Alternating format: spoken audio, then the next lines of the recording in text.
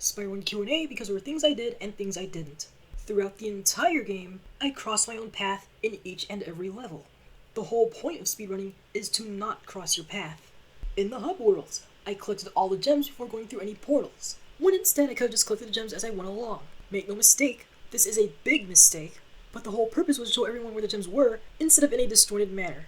In Stone Hill, I clearly knew where I was going, even when it came down to the locations of the chest and the key, but I still couldn't avoid using Gem Detector, which was also a prominent theme in this run, because oftentimes no matter how hard I tried, I always missed a few gems. Case in point in Stone Hill, the elevated plains where I double-checked and still missed gems. Starting Town Square, you may have noticed, every time I burned an egg-carrying thief to the ground,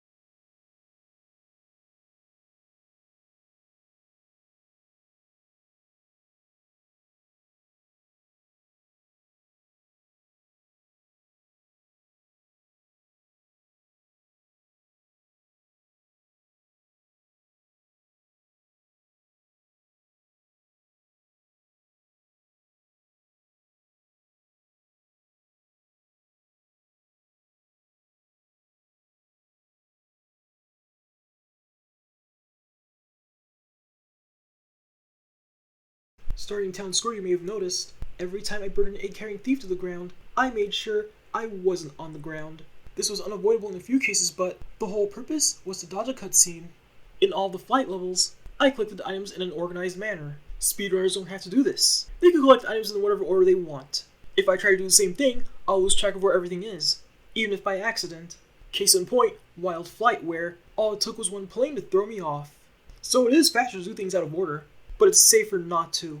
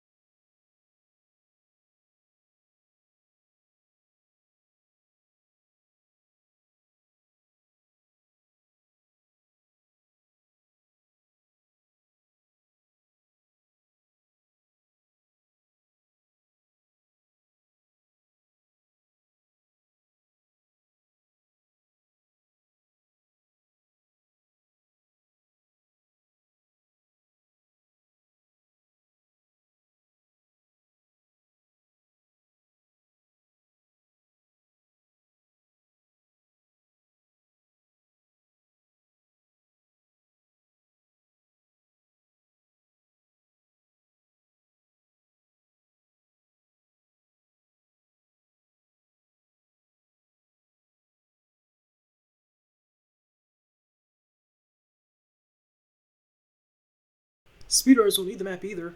That is to say, most speedrunners I know would make it through the entire trilogy without looking at a map even once.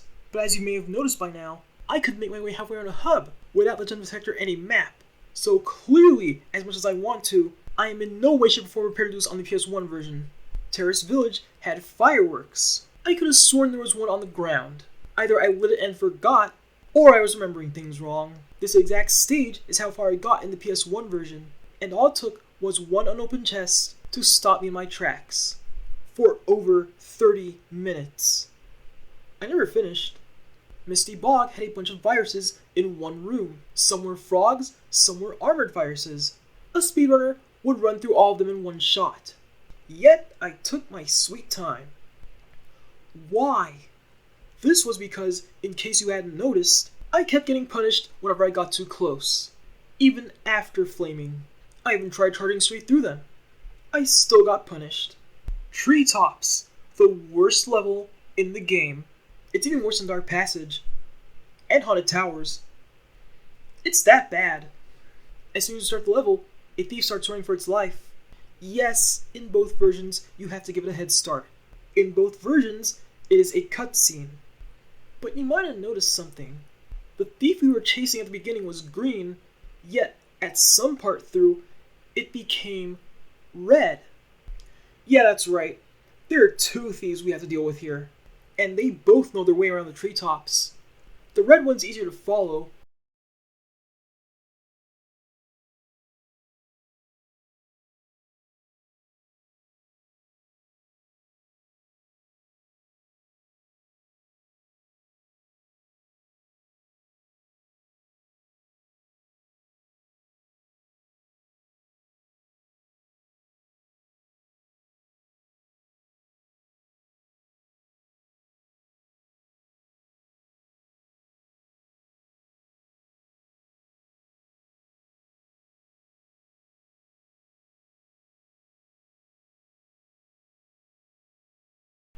But then there's the green one. You have no idea how much I hate it. Early on, it will run the path that tells you how to get to the dragon at the highest treetop. The problem? It will not wait for you. It won't. And it's already gone if you death abuse restart the checkpoint. However, if you die enough like I did, it will in fact pity wait. It will wait for you to get close enough that you can follow it around. So you still get one chance, just that, again, out of pity, it's a little nicer about it now. If you're a speedrunner, you'll need to enter this level once. No level in this entire game needs a revisit. However, if you are less than a filthy casual, like me, you will need to re-enter the level at least once. Due to the thief's behavior, this was repeatedly, even if you don't count game overs. I'm looking back at Arsans for a moment. I forgot about Toasty.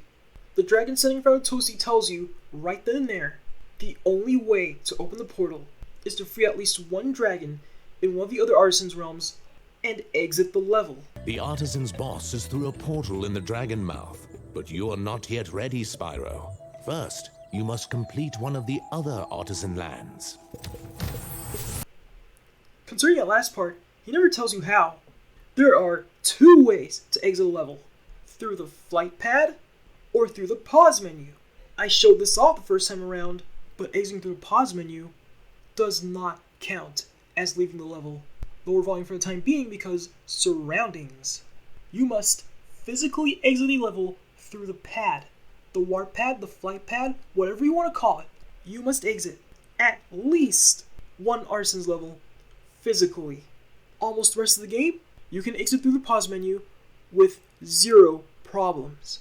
No one knows why they chose to do this. No one knows why the original developers chose to program it this way.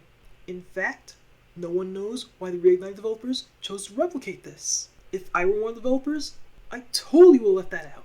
I totally would have let you use the pause menu with zero problems. Everyone would scratch their heads, but it still would have been quality of life to me. So, keep in mind, one artisan's level, physically. The rest, however you want. Oh, I almost forgot. You also need to speak to that dragon before the portal will open. So that's two things. The dragon, understandable. The exit method, not really. So let's recap. You must speak to the dragon, specifically the one in front of the portal, who will give you the instructions anyway, leaving out a detail anyway, and you must enter, free one dragon, and physically exit from any artisan's world of your choice. The speedway does not count. Haunted Towers. There is a very specific section which killed me the first time around. I kid you not, I was stuck on it for hours. So I'm going to give you the clip here, but this is the path you need to take using the speed booster to reach that specific section. There is no other way to get there. Fun fact and nitpick. In the PS1 version, the viruses in Twilight Harbor were using Doritos guns and actual hand grenades. That set aside, I completely understand and have zero problems with the censor. After all, public relations is very important. Gonna say it again. In order to unlock the portal for Nasty's loot, it is exactly as Magnus explained. You need 100%. Every gem, every dragon free beforehand, including him, and every dragon egg. Nasty's ancient history now. So, what's in there? I believe this is Nasty's treasure hoard. But the gate will only open if you have found everything in the Dragon Kingdom. Come back when you have reached 100%. In your pause menu, there is a guidebook, which is also accessible by pressing the select button or the equivalent. If you see a level that does not read 100%, you can warp to that level after having visited it at least once. That way, you don't have to trek all the way back to it. This was a quality of life feature they brought in from Spyro 3. That means it is now present in every game. And you don't need to unlock it in Spyro 3 before using it. It's there from the beginning. Enter a level, do nothing, leave through the pause menu. You can still use the guidebook and go right back into it. There are no restrictions and there's no punishment. Nothing on Earth is stopping you from using this feature. Nothing. So use it. Nasty's Loot. This is the only level outside of Speedways where you can superfly, but you start at a fixed height. There are a number of thieves that have keys. These keys go to specific doors. Those doors have stairs that lead to elevated platforms. You don't need to climb those stairs. Once you open the door, your maximum flight height rises. But there is one case where you need to go inside because gems are inside. And speaking of gems, how sly of them to leave this one gem right here. As I theorized at the time, they knew once you reached max height, you would not care about anything else. You would just collect gems.